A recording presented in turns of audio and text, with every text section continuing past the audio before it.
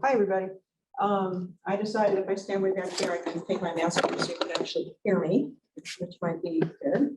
I started doing this how to apply to graduate school workshop probably about, I don't know, 8 years ago, because it dawned on me that there's all kinds of help if you're pre-med, but nobody was telling people how to apply for graduate school. And so I do this one because the CURBS ambassadors are great, but they haven't done this yet successfully. So I do this and I know how to do this. Okay? So, but when I started first, I had a really interesting conversation yesterday with the students. So I thought maybe I would start there because I don't know the levels of your knowledge. So, bear with me. But this particular student assumed that you had to get a master's first and then get your PhD. Okay. Who in here is not in STEM? Okay, what's your major? History and International Studies. History and International. How about you? Physiology. APK? Okay, you're not here for medicine though, right? Good, because I don't know anything about it. All right. Okay, so it's gonna be a little bit different for you than everybody else. But generally, the joke in the office is we don't use the M word. The M word's bad word that means masters. We talk PhD. And there's several reasons. The most interesting one is that particularly if you're in STEM, a little less so otherwise, you can get paid to get your PhD. They will pay you. Who's in engineering? Okay. Biology? What else do we got? Chemistry? Okay. So in STEM, you will, one of my former students just started at the University of Chicago. He's getting $34,000 a year to live on, plus free tuition. Right? This is what you are looking forward to. History, it might be a little less money, right? But they will still make you a financial offer. These offers are not generally available on the master's level because your masters are just more classes in and out, researcher. You don't make them look good. PhD students come in and you're going to spend 5 years there and you're going to make them look good because you are going to, as a PhD student, learn or develop something no one has ever known or seen before. Okay, you make them look good. They pay you for that. All right, so you definitely are more valuable to them. So they pay you a stipend that's enough to pay your rent and eat, and that's, and then also you get free tuition. Now here's an interesting thing to know.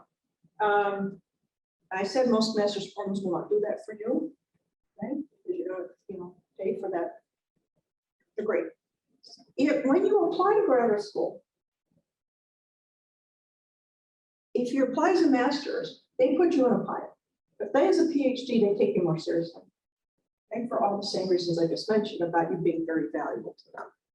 Okay, let's say you get into a PhD program. And after 2 years, you go, this really wasn't what I expected. You can go to them and say, look, I think I guessed wrong. And what I would like to do is graduate from here with the master's and move on. And they're going to send you bills for the last 2 years. I'm not going to do that.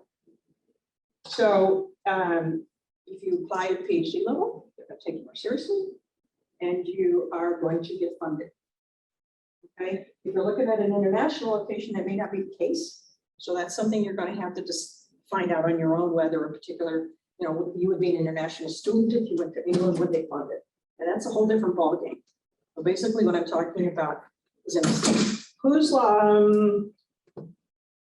a junior or less, lower than junior. Okay, you guys in STEM need to look up the National Science Foundation Graduate Fellowship Program. That is the gold standard for STEM for graduate school. Very hard to get. It's a very hard application. But by the time you're done, you know how to write a proposal and you can use its bits and pieces in all of your applications. You start preparing for this the summer before your senior year. Your deadline is going to be sometime in October, depending on which area you're in. Now, APK, you got to make real sure it doesn't sound like medicine. Anything that has a tint of medicine, they assume NIH would fund, not NSF. So anything you write has to be basic sciences and physiology or something. Okay. take a look at that and consider, yes. You say that. Yeah, this is the National Science Foundation, Google GRFP, and you will find it. We have seniors now who are frantically hitting their October dates. You have two pieces, and there's a whole nother, I don't know if you've already done the one on NSF yet? Done that workshop? Okay, there's a workshop, is it canned and put on this website somewhere? It will be. Okay, so if you look on our website eventually, or even from last year, there's a special workshop just on that, but I will tell you guys who are in STEM who are going to think about doing this in their fall of their senior year. David Masek in environmental engineering teaches a 1 credit class on how to do these applications. Sign up. Do this because he helps you with the process. 2 parts, one is a personal statement, one is a research statement. But anyway, I kind of digress there. But the point is, you're not going to go somewhere in history, but you're in international study. You're not going to go to the university, it doesn't offer you some money to do this. And they're not going to do that as a master. Probably they're going to do that as a PhD. Now, if there's a career path for you in your field that a master's makes sense, then you might invest in it and do it yourself. Maybe government work with international studies, master's makes some sense. There's a lot, not as many majors where a master's makes sense in a career path, but there are some. So you got to think about that. The other thing I was talking to a student about yesterday, which was a surprise to him, he said, look, I don't want to be a professor. I said, okay, I didn't want to either. You know, when I went, so I'm going to tell you a little story. I was probably had a bachelor's degree in zoology, and I was working in Atlanta, and I decided I want to run an education program at an aquarium. Okay, I didn't want to be a professor. Okay, so I went to a meeting and I ran into a lady I never met before. Can't remember her name, but she worked at Fernbank Science Center in Atlanta. And I went up there and said, hey, you don't know me, but I want to be you when I'm 40. Do I need a PhD? And she said, yeah. Doesn't mean you know anymore. It opens the doors. So what I told the student was, with a PhD, you are not necessarily tying yourself down to an academic career. Not that that's a bad thing, but I want you to understand that there are options. One option is industry. Okay. One of my former students has got a PhD in microbiology, ended up working for Procter & Gamble, because it turns out they're really interested in not having contamination in their products. Right? You can work for government. I have some students who are working in government now. And then I do have some in academia. One thing to know about academia, you're at a research one institution. Most of the students who get a PhD, get them at research one institution, they don't end up being at a research one institution because there are a finite number of them. So when you think about where you want to be on the continuum, it really starts at community college, state colleges, primarily undergraduate institutions. I went to an undergraduate institution where my faculty they didn't get paid to do research. They got paid to be really good professors and teach me. And then you move up the level to different levels of research. So I just wanted you to know that what she told me was accurate in that it opens many more doors. Okay, so you don't have to say, I want a PhD because I want to be a professor. I don't have to do that. Right. The other thing is, I told you I started out wanting a PhD to get run an education program in an aquarium. Well, I didn't do it the way I recommended. It took me forever to get my PhD because I have little kids, another kid. Just life happens. I laugh. I said, I think I got my PhD on the decade plan. I do not recommend it. I was going part-time. However, in that interim between when I started, I changed my mind. I didn't want to run an education program in aquarium anymore, but I wanted to run an education program in a non-traditional classroom setting, and I've done that ever since. I've always run education programs like the ones we do in CURBS. So don't assume that you're going to get stuck in academic position if you don't want to. Don't assume you won't, because by the time you're done, you might find you like it. So you just have to be open and understand that the letters give you more doors to open. What percentage of the humans in this country do you think have PhDs? You want to guess? What do you think? Well, don't say small, just pick a number. How small? 5%. 5%? Anybody else? 10%. Hmm? 10%. Here's the cool part for us.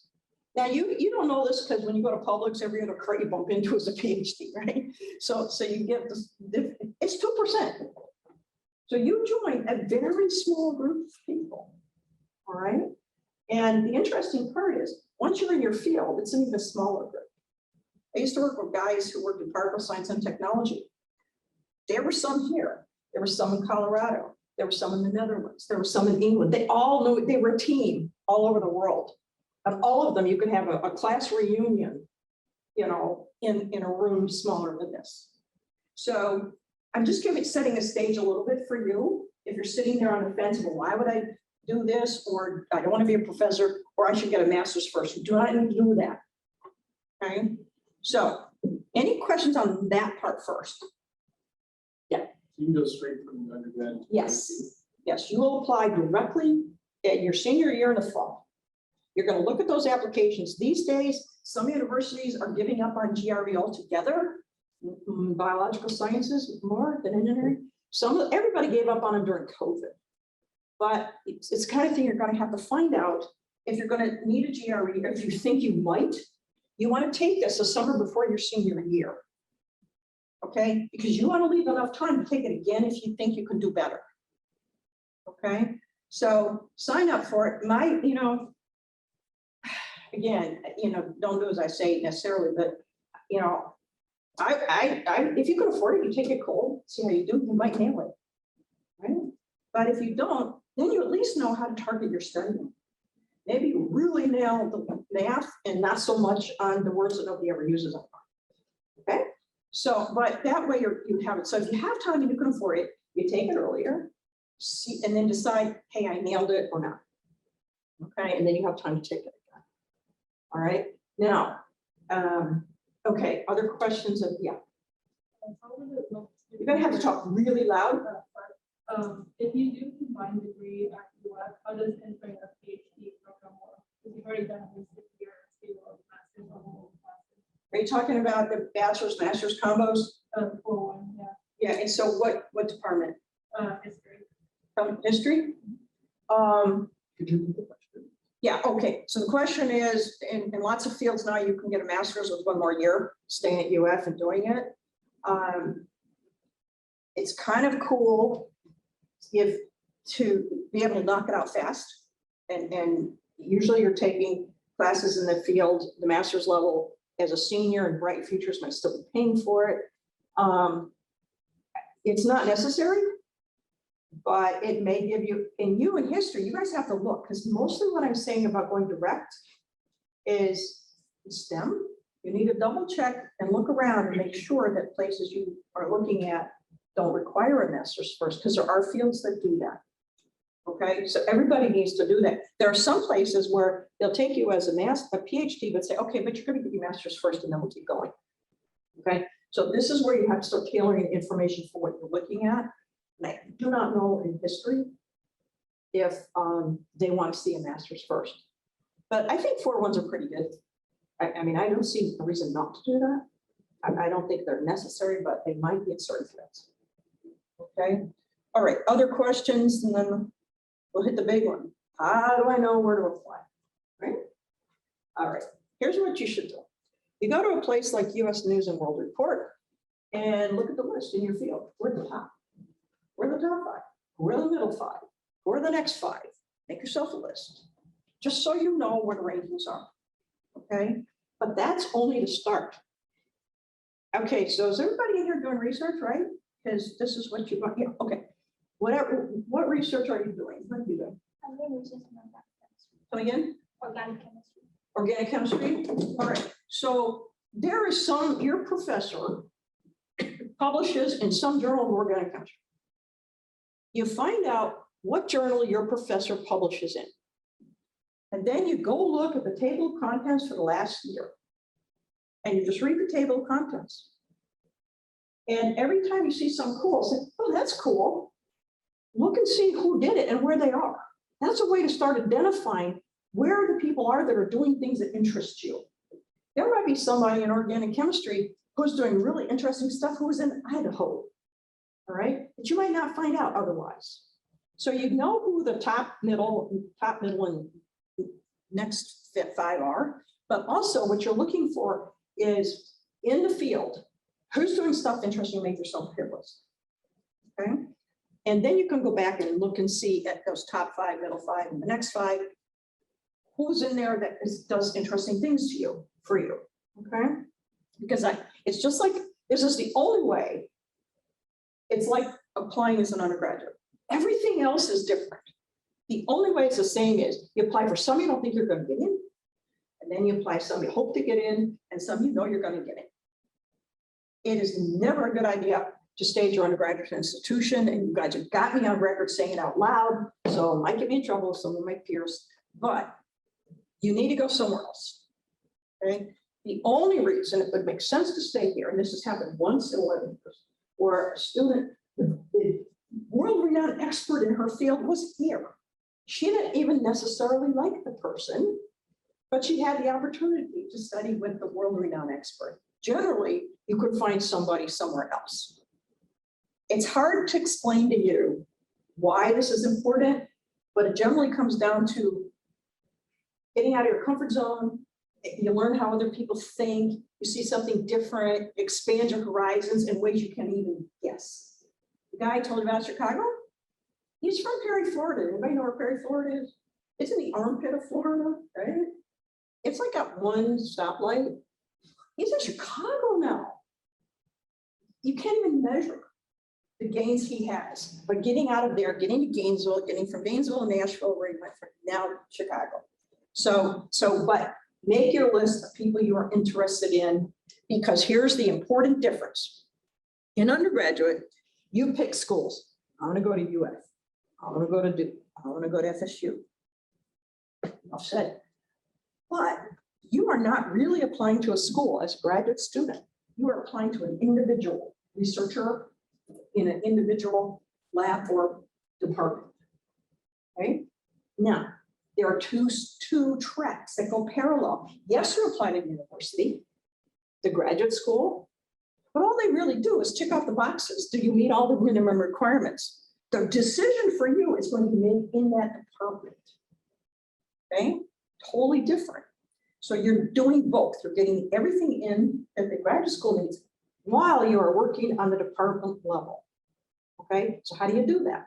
Let's say you decide that you want to work with, I don't know, Dr. Kevin Otto, and we'll pretend he's not at UF. Let's say he's in Chicago, okay? He's on your list, right? You got a list. He's on your list. You're going to polish your resume. I have a research resume that I personally like, that if you want it, I can send it to you. It focuses on research. Okay, it's definitely a research-based resume, different than if you're going to apply to sell shoes at Macy's or if they're still around. Okay, it's a research resume. Then you send an email to that person, and you say, "Dear Dr. Otto, I'm a senior or junior, whatever, in organic chemistry. My GRE score." Sometimes they want to hear that before they talk to you. "My GRE score is blah blah blah. I read your paper on so-and-so." You read everything kind of about them. You read their website and you find the most recent papers, and you read the beginning and the end and hope to understand some of the middle. Because you have to say, "I read your paper on so-and-so, and this was really interesting to me because," okay, why was it interesting to you? All right. And then you say, "I want you always have an ask, action items ask at the end." You say, "You wonder if you could set up an appointment," for instance, Zoom, "to meet with them to discuss the possibility of you joining their research team as a graduate student. I look forward to hearing from you." So that you're telling them to do something again. Okay, so you're subtly asking for something without being too pushy. Now, there are places like my friend up in Chicago. He got in Chicago. There were specific people he was interviewing with, but now that he's there, they're rotating him through different labs, at the end of which rotations, he'll decide which to move into. So you may not end up in the same lab with the original person you contact, but there has to be a contact, because guess what happens? When the graduate committee in that department meets, go through the applicants, you want somebody, and they say, "Oh yeah, I met with him. I met with her." You want a champion who wants you. Okay, so that's why it's different than undergrad. And here's a really important thing you need to do. Oh, by the way, I should have mentioned, I don't do slides because years ago I read an article that PowerPoint makes you stupid. And so I have to ruin it for me. And also as a educator, I know that if you are paying more attention to your writing, you're learning better. So there's a reason for my madness here. But here's what you got to know. Graduate school might say, okay, so I don't even know the new SAT numbers because back in the old days, University of Florida, back in the day when I actually got my PhD there, you had to have 1,000, right, to get into the graduate school track, you know, their school. But guess what? The same year that they were saying that, ChemE, for a PhD program, you needed a 1492. So you almost don't care what, you got to meet the minimum of the graduate school. There are things you need to find out from that school. And I don't mean from the school, I mean from the department. You need to know, what is the average GPA in that department? Not at the university. What is the average entering GRE score in that department? So in organic chemistry or in APK or something. Because you want to know, just don't stress out because average means there's half below, okay? So you never don't apply because you're not at the average, but you just know about what the peer group is going to be like, all right? So these are things you have to find out when you are sleuthing around the department, okay? Every department has a graduate coordinator. 2 people sometimes. Sometimes is Mr. Smith, who does all the paperwork and is very good and knowledgeable, but he works for Dr. Smith. Okay, Dr. Jones, okay? You want to be contacted, also be contacting Dr. Jones, not just Mr. Smith, okay? But Mr. Smith might be able to tell you, what's the average entering GRE score? What's the average GPA? So you can kind of see when you're doing your homework, where you would fit into that particular department. Because like I said, that year was 1,000 at UF on the website. It was 1492 for PhDs, but masters had somewhere in between. So this is your homework you have to do. First you have your list and you start communicating with individual faculty and you do some homework on figuring out, okay, what are the average scores for the people coming in? Okay. Any questions on that part? Okay, yeah.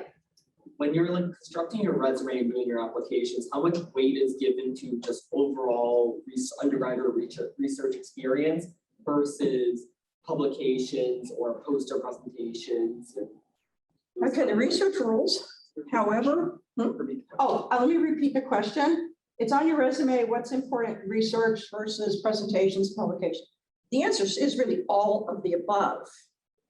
And when I send you, if you ask me to, the resume template, you'll see places for all of that. There's almost no reason not to have presentation opportunities.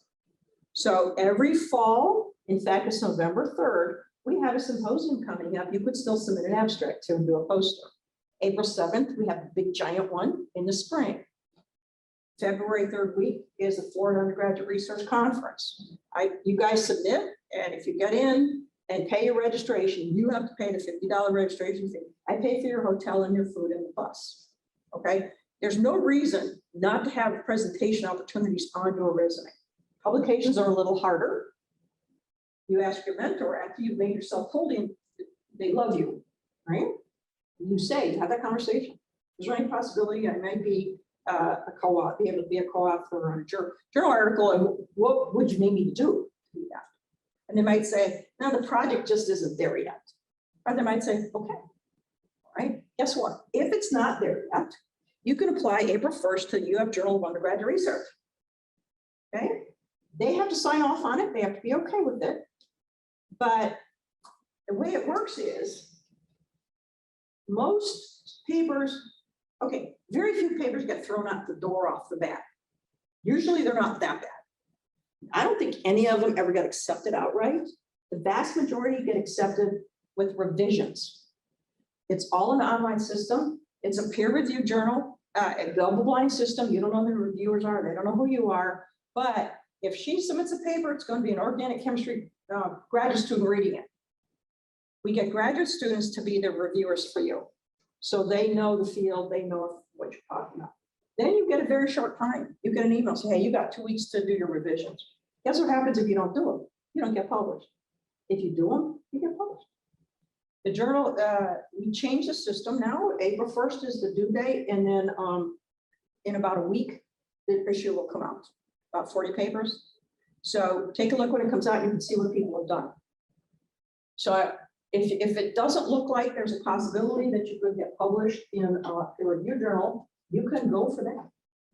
Okay. Again, though, the advisor has to approve both the poster and the paper, but they will probably, unless they're like have intellectual property issues, they don't want to, you know, they think they got the next grade grade, they don't want anybody else to know. Okay, so that can happen. So try for those. Every one of your faculty members goes to one conference a year. They may go to 4, but there's one major conference in their field. Find out what that is.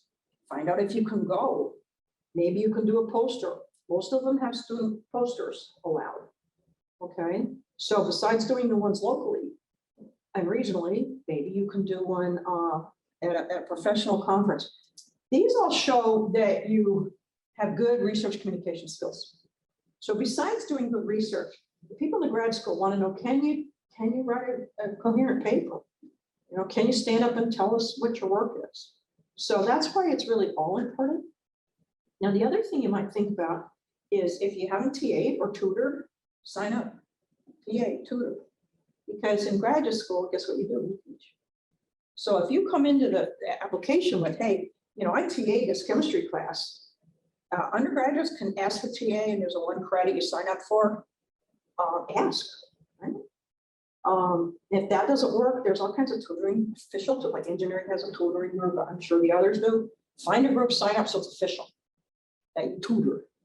So that's another place on your resume you can add. If there's a professional organization like Society of Mechanical Engineers, join it.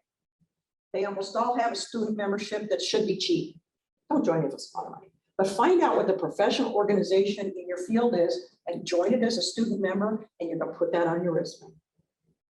Okay. So these are things that you can do to have that resume be complete. Okay. All right. Other questions on that? So you know how to identify where you might want to apply to.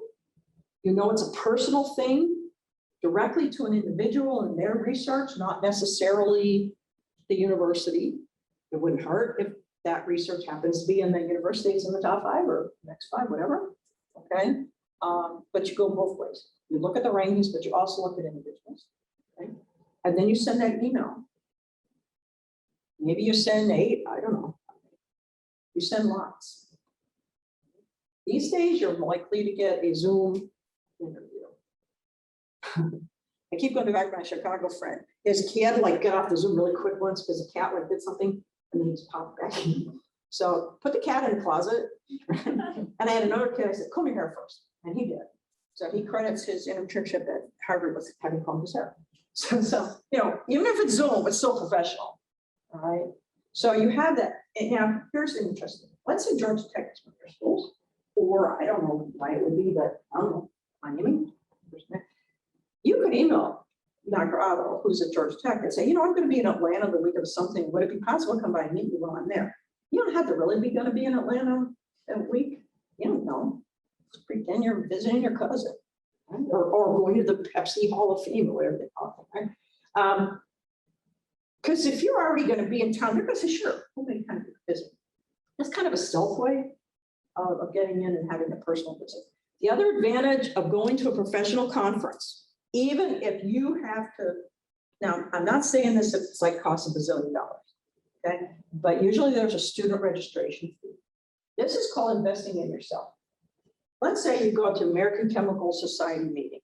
There's like 3,000 papers.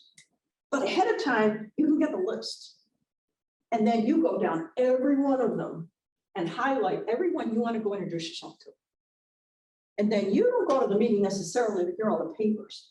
You make yourself little cards as a graduate student, undergraduate student, okay? And then you go introduce yourself to every human there.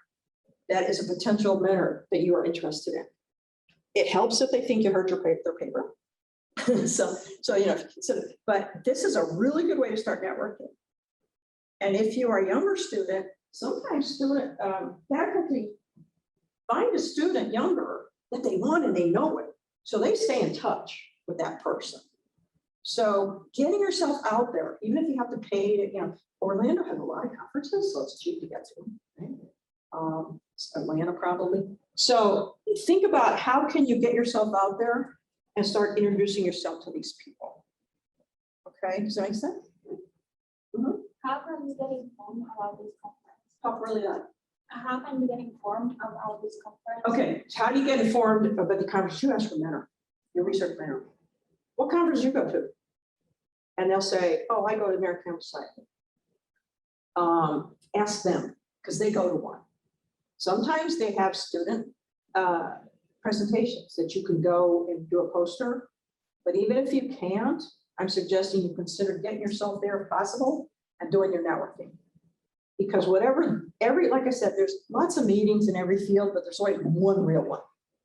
Think of material science, it's always in crummy weather, like December in Boston or something, Materials Research Society. So there's just meetings you don't know, you frankly never know. Okay, so, and in your case, you probably have to kind of narrow down a little bit, chemistry is pretty wide. Think about what does that mean? And going through the table of contents of journals can help you hone in a little bit. There might be several that you look at because they cover different aspects of organic chemistry. You look at all of them, kind of, and say, oh, this one's not my area, but this is. Okay. All right, what else? What else do you want to know?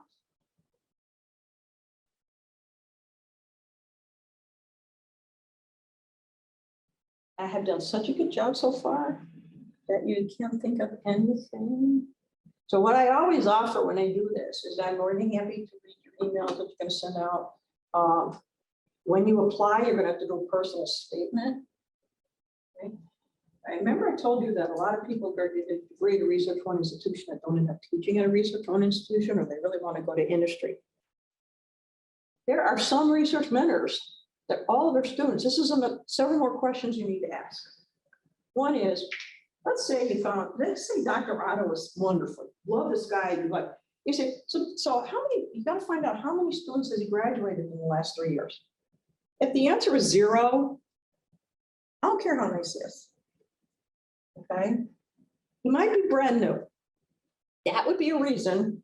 It's a little risky to be with a brand new person. They just got hired and they're trying like crazy to build their lab and get tenure. It's not a bad thing, but it can be a little riskier because they are going to make mistakes at the beginning. Okay, but you want to know how many have they graduated? Then let's say, oh, I graduated 3. Say, great. How long? What's the average time it took your students to graduate? And if they say 10 years, oh no, thank you. All right.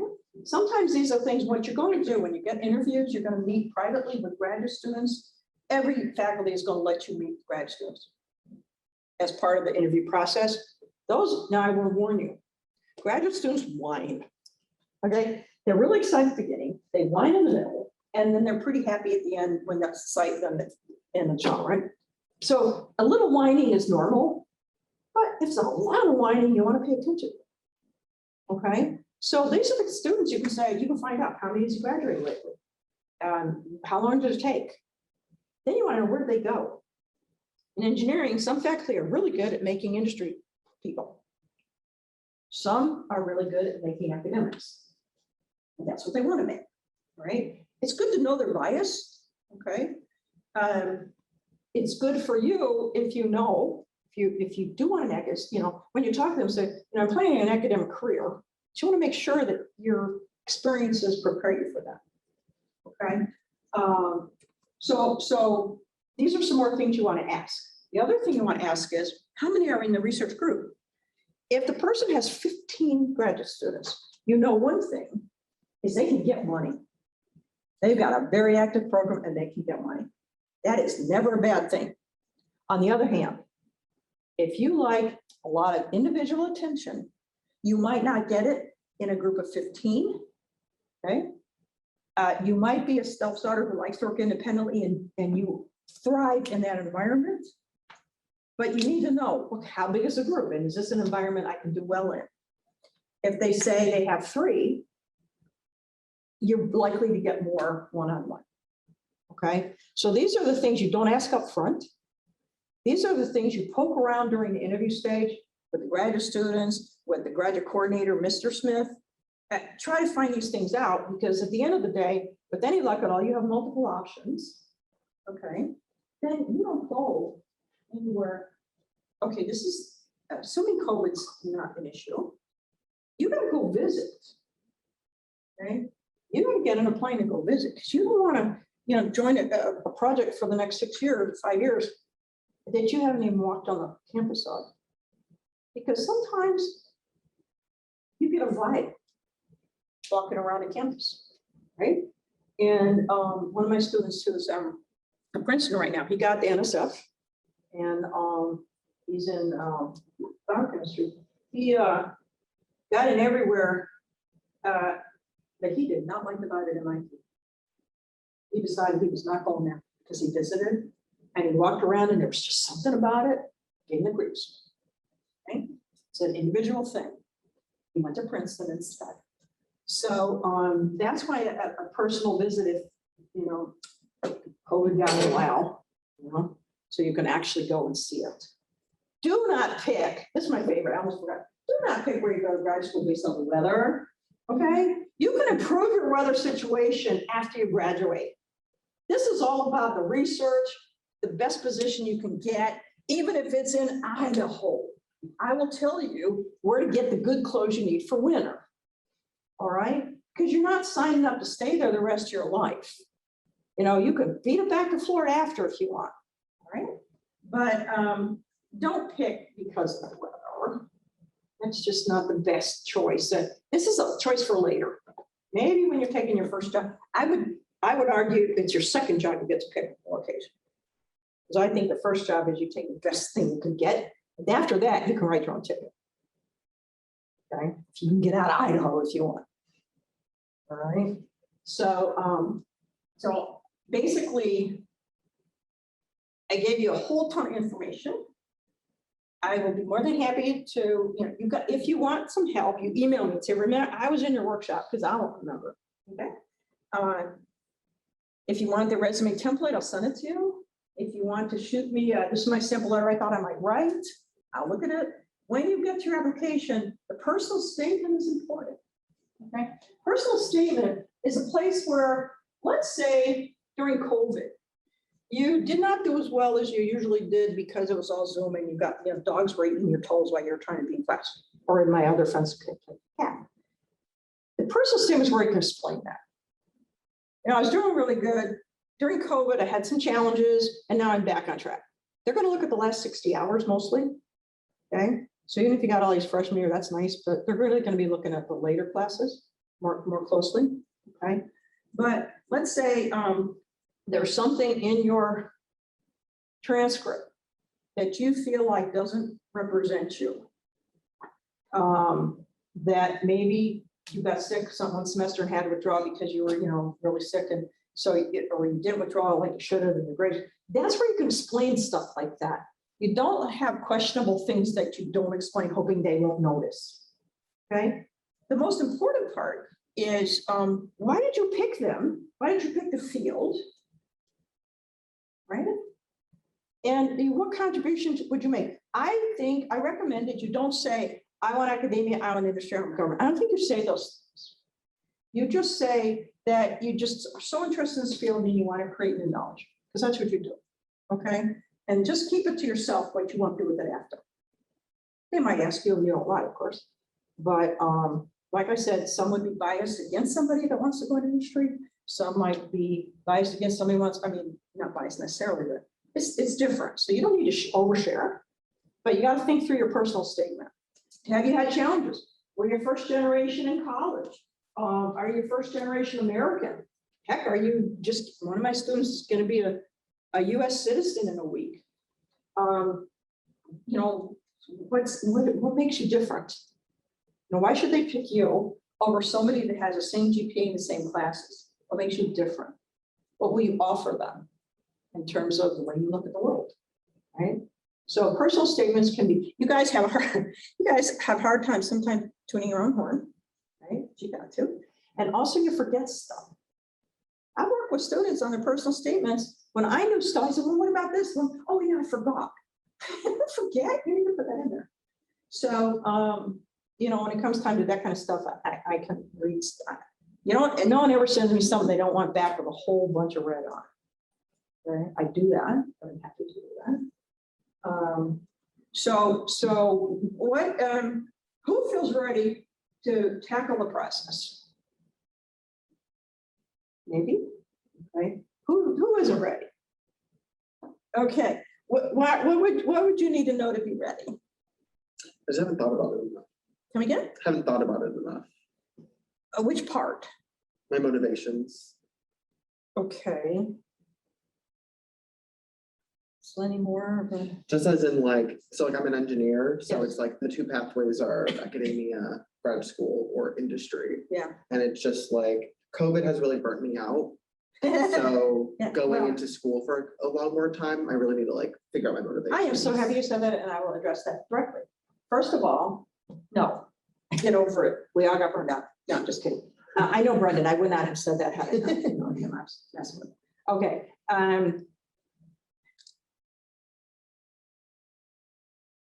I asked an engineer friend once, you know, what would you recommend if someone says, I need to go out to industry and then come back? He said, tell them don't stay more than 3 years. If you go out and then think you're going to come back, sometimes what happens is you end up with a mortgage, or you end up with a better car than I drive, which is really not hard to do, actually. You know, and like my kid now, he is a data scientist in Chicago. He thinks he's going to go back for a PhD. If he does, with his mother's fingers crossed, he's going to take a 75% cut and pay to do it. It's easier to do graduate school when you're already in a student mode. Okay, it's much easier to do it when you're already in a student mode. One of my other former students, he's a professor in Virginia, and he is a material science engineer. And he talked to a class for me once, and he said, don't look at this. You're listening, Brendan, it's especially for you. All right. Don't look at this as more school. This is your first job. The pay is not bad and the work can't be beat, because you get to spend 4 years learning stuff. And at the end of the day, you've either invented something or discovered something that nobody else knows. So he recommends that you don't look at it as, oh gosh, more school. And in terms of the difference in the reason my kid's going back to school, I told him, he's pretty smart, takes after a moment. I told him a couple years ago, I said, as long as you're working for someone else, you gotta be smarter than your boss. Okay. So basically, if you go out in industry or have a master's and go in industry, you're gonna be working for the PhD. If you're the PhD, you're going to be coming with ideas, seeing the fruition, and the bachelor's degrees will do the grunt work for you, the line work for you. Okay. So that's so when you're thinking that through, try to do what we all need to do is like try to shake off the Zoom drama that we all have been through and think of it in terms of longer term. And what I tell students is you get the degrees you need for the job you want. Remember I told you that lady I went and asked her, did I need a PhD? I don't remember her name, but I know where she worked. I actually really did go up to her and say, you know, I want to be you when I'm, actually I was already in my 30s. I probably said I'm late 20s. I probably said I want to be you when I'm 40. Find the person you want to be when you're 30 or 40 and find out what degrees they have. That will give you a hint. My favorite story is someone will come to me and say, oh, you know, I was told I'd be overqualified if I have a PhD. I said, okay, who told you that? You know, Mary Smith. What degree does Mary Smith have? Oh, she's got a master's. Well, of course she's going to say don't get a PhD. She chose not to. She just, I mean, you gotta ask the PhD people about why did you get one? Or you know, do you regret? You got a lot of professors. You're going to have 3 letters of regret. So if you don't already right now sitting here know who they are, you got to work on that. One's going to be a research mentor. maybe 2 research mentors. If there's a postdoc, can't get one from graduate student, but postdoc. Do you have 3 people? So this is now you got to start cultivating these guys if you don't have them already. Okay. But in the meantime, if somebody tells you something, think about it for a minute about who's giving you that advice. You shouldn't take advice about whether you have a PhD or not, or somebody who doesn't have one. All right. And I got to tell you, my sister went to law school. In law school, you read like 300 pages a day and you learn everything and you end up a lawyer. Totally different than PhD school. Medical school. You go to medical school, you learn all the parts of the body and all the medicine and how to put it all together. Totally different than PhD school. PhD school is the only place where you create new knowledge. It might be a really tiny little thing, but it's new. You start out really broad, like, you know, the hourglass, right? Start out really broad, and as you get deeper into your project, it's like, maybe you're studying one worm species that only lives in Antarctica, right? You're the world's expert on that worm, okay? But then it comes back out again, and you might, another interesting thing. I heard this once some years ago, that if you go ask people what they got their PhD in, what are they doing 5 years later? Nobody's doing the same thing. I certainly wasn't. And there's some reasons for that. In 5 years, new instruments have been invented that allow you to do something you couldn't do before, or your research interests have changed, or you had a cup of coffee with somebody in another field and you guys got all excited about another area. So you don't have to think if I'm the world's expert in this worm, this Arctic worm, that you're going to do the rest of your life. My Procter & Gamble guy, it was a bioenergy thing that involved cow poop. And he told me when I graduated, he said, I am never going to work with cow poop again. But if I do, I'm going to grad student go get a farm. Okay. And he never did work with it. He's in Procter & Gamble, making sure microbes don't grow in soap powder, stuff like that. So you are not committing yourself to a lifelong one area. My first mentor here in material science, big guy, National Academies. He got his National Academy. He's famous for, believe it or not, mining. Okay, mining is a separation problem. How do you get the stuff you want from the stuff you don't want, right? I walked into his office one day. He had a book this big called The Cell. Are you reading that? And he said, yeah, because actually, I think he had his graduate student read part of it. Because it occurred to them in newborns, premature babies, apparently there's I'm gonna get this wrong, a tissue that adheres to the lungs and it's not a good thing. So they were thinking, we wonder if we could come up with some kind of treatment that involved particles, because he was a particle guy, that could help with that issue. But to do it, he had to get a book out and learn something about the human body. All right, so don't think that whatever you do your research in, you're going to be doing for your lifetime. 5 years out, you're probably not going to be, unless of course you love it, love that worm, love to keep going to Antarctica, which I think I would like to. But anyway, so that's another little caveat. But milk your professors. You got professors you like. Say, hey, can I come in to office hours and spend 15 minutes asking a few questions? And they'll say yes. And they'll say, hey, so, why did you get a PhD in this? And, what are you going to just collect information? Okay. Most of them would be so surprised you don't want to know about the homework question. They'd be happy to tell you. Right? Okay. Any other? So who else was it? You said you weren't sure. Why are you not sure? I'm really just about the process. Like literally, The process? of like action. Oh, action items. 1, make your list of places. And the 2 subheadings of that is go to USA Today and look at and the second and most important is go to the journals and start finding out who's doing what and where they are. That's your first step. After you get that done, you can email me and say, okay, I've got the first step on emails. So the next is going to be your emails. Are you a junior? Yeah, okay. So, for you then, I would say this summer is GRE. Okay, so that's probably but you can be starting your list. And then I suppose the next thing is talk to your mentor, your research mentor, about what meetings did they go to? Is there any way you can go present at a poster or something? And then maybe number 3, actually, if you're already doing research, right now there's still, I think the abstracts for the fall symposium are due the 15th. The spring symposium is the big giant one. So if you're not ready to present a poster now, you can present, submit and present in April. Really smart students go to FERC for Undergraduate Research Conference. It'll be in Central Florida this year. It's a Friday, half a day Friday and all day Saturday. And then they bring their poster back and present it again at our symposium. In a professional world, you would not do that, but given that it's undergraduate research poster and they're two wildly different audiences, it's okay to do that. So simultaneous to doing your homework is beefing up the resume and adding presentation opportunities. I'll do that. Okay. All the stuff about the meetings and everything are always on the CURBS website with the deadlines and submission guidelines and all that stuff. Okay, any of you guys who are juniors or younger, University Scholars Program applications are going to be due in January. You should all apply for that. Because why not? The rule of Donnelly is if it's free to apply, you do. All right, you apply in January.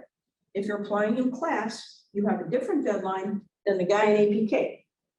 So you have to go to the website and find out when is the deadline for your particular college. It doesn't, well, let me rephrase that. It's not your college, it's the college your mentor is in. So let's say as a chemist, you decide you want to go to research in philosophy. Wait, that's still class. Okay, let's say you want to do research in entomology. Your application will go through CATS, right? But if you get it, you sometime in January, February, I think class has the earliest date, so you gotta look. The applications aren't out yet, and the colleges are in the process of updating their websites. If you go now, you'll just see their old deadlines, okay? You find out March 1st, whether you've been picked or not. Doesn't matter if you don't get picked, you're still gonna keep doing your research. But if you get picked, the following fall, you will get a $750 stipend for breathing, okay? And then you keep doing your research, and in April, you'll submit to JUR and also present at the symposium, and you'll get $1,000. Why not apply, right? If you're a senior, you have to be coming back for a whole nother year. And so you can't be one of those, like, for whatever reason, you're graduating in December, which by the way, don't do that. You have to be coming back for a whole nother year. So if you're sophomore or junior, you could do this for the following year. All that information is on the CURBS site. But like I said, right now it's a little early. By December 1st, the deadline, the college information should be up there. Because guess what? If you get that, you'll have an award to put on your resume. Only 200 in the whole university. That's pretty cool, right? So apply for that. All right, what else? Who else? Yes, you have a question. If the jury is optional, do you think it could hurt? I need you to talk really loud, please. So if the GRE is optional, could it hurt to not? Yeah, I would just, depending on your field, if it's optional, I might be tempted to do it, to take it. And if I did really good, I'd use it. If I took it and didn't need to tell them if I didn't do it, maybe I might have to one. But it's kind of we're kind of in a stage now where more schools are moving away from it, but not all of them. And it's kind of a transition time. Did you have a question? Yeah. If I have like a list of schools and I look at like who works there and what their areas are, and then some of them are international, some are in the US, like, I don't even know that now. Okay, so as I said earlier, international, you have to just figure out if they are going to help fund you or not as an international student. Right? And if money is no object, I'm a firm believer in going abroad. But you might find that in your field, you can go to University of Michigan and they're going to pay you enough to live on and free tuition. And that won't be the case, you know, in Barcelona. So maybe you stay, you know, in the University of Michigan. Maybe your history major in Michigan, but you make your study project Barcelona, right? So there are ways to be a US student and still be working, particularly in your field, other places, right? So you might be clever about it, might be, you know, getting a US degree, but your study area is, you know, I keep picking Barcelona because I like Barcelona. So that's another way to get in. And you know, you guys who are in STEM can do that too. Maybe your organic chemistry research professor has a colleague in Oslo. So sometime during your 5 years, maybe you get to go spend some time in Oslo, learning some equipment or something. Right? So you can look for people, you can look, after you meet, talk to them, you know, do they have an international collaborator? Most people do now. And so you can say, hey, would there be an opportunity while I'm a student to spend a little time in the lab with so-and-so in Geneva or something, right? So that's another thing. And if you're flat out gonna look at a pure international, one of the issues might be funding. Okay. Yes. How would you feel about like switching your field of major for your PhD? Like right now I'm chemical engineering, so like I'm doing research in biological engineering. Okay, so what you do is, Repeat the question. the question is, I'm doing research now in biological engineering, but I'm a chemistry major. Okay, so you're in BME, researching in And you know, just like biological. biological, Like agriculture engineering? Yeah. Okay, you think through which do you want to do? Okay, and let's say you're a chemistry major, but you're doing research in ag and bio. Then you want to apply to ag and bio. That's part of your shtick. That is, I'm so-and-so, I'm a chemical engineering major. I have discovered, I have a huge interest in this area over here, and I've been doing research in it, and I've decided this is the area we want to pursue. And so you explain the change.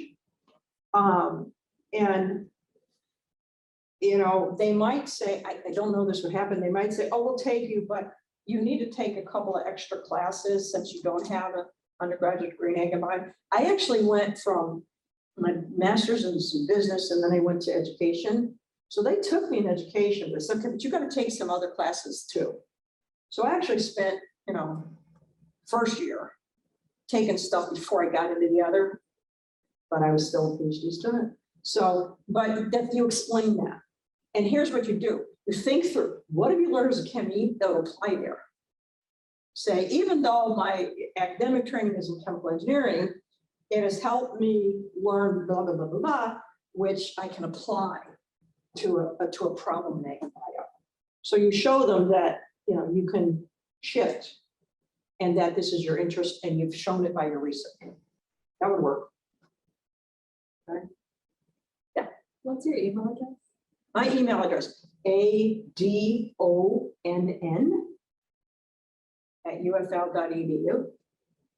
And yeah, if you send me something, just make sure you remind me of the workshop.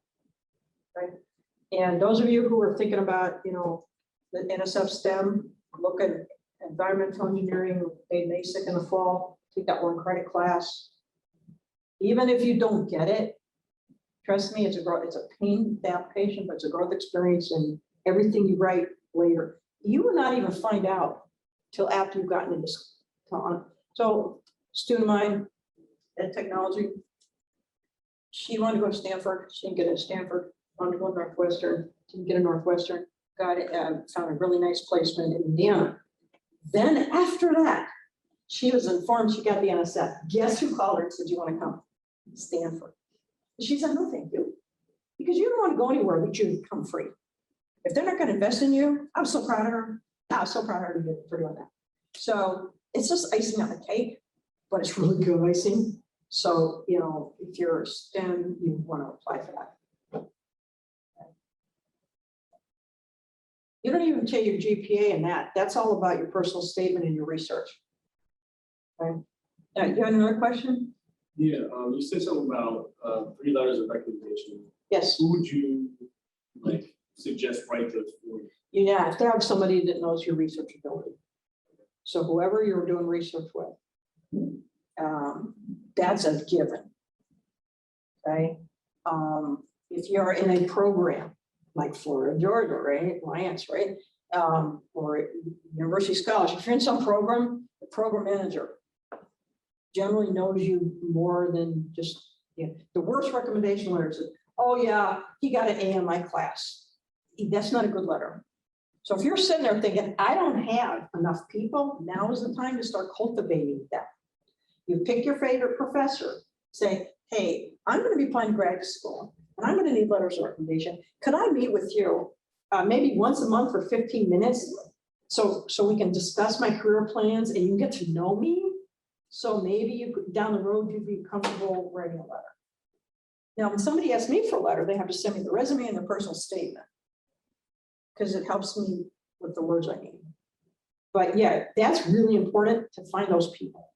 And If you are an engineer, well, you're not an engineer, I was gonna say, do you have to do an internship at the end of APK? Do you have to, so maybe whoever, you get to pick that? Yeah. Can you pick one that's researchy? I would do that. And I don't know what your choices are, but I would pick as researchy one as you can find. And that could be a research person who could write one.